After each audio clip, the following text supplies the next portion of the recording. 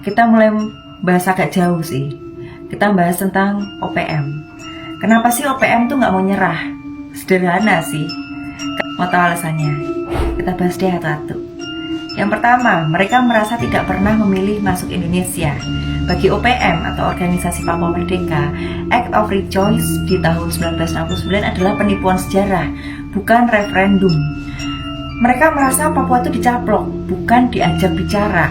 Jadi, perjuangan mereka adalah rebut kembali hak menentukan nasib sendiri.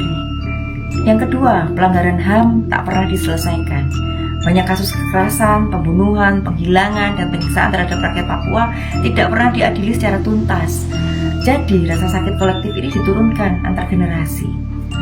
Dan mereka melihat aparat bukan sebagai pelindung, tapi sebagai ancaman. Yang ketiga, ketimpangan masih terjadi. Papua kaya sumber daya, tapi masyarakatnya tetap tertinggal dalam pendidikan, kesehatan, ekonomi. Korporasi besar menikmati emas dan kayu. Rakyat Papua cuma dapat debu. Dan bagi OPM, ini bukan pembangunan, tapi penjajahan model baru. Yang keempat, identitas mereka diabaikan. Mereka merasa dijajah secara kultural, dianggap terlalu hitam untuk jadi Indonesia. Tapi cukup penting untuk dijaga pakai senjata. Rasisme dan diskriminasi masih jadi luka yang dalam, bahkan di kota-kota besar di luar Papua. Yang kelima, penindasan terhadap gerakan damai.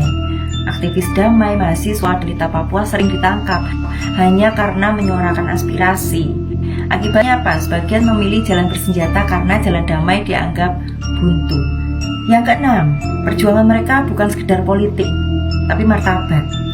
OPM percaya bahwa menjadi Papua Merdeka bukan hanya soal bendera, tapi soal harkat dan martabat manusia. Mereka ingin berdiri sejajar di dunia, bukan menjadi daerah tertinggal yang disuapi pusat. Jadi kesimpulannya apa? OPM tidak menyerah karena mereka belum merasa dihormati. Selama luka sejarah tidak diakui, selama suara mereka tetap dibungkam, dan selama keadilan tidak ditegakkan, mereka akan terus melawan.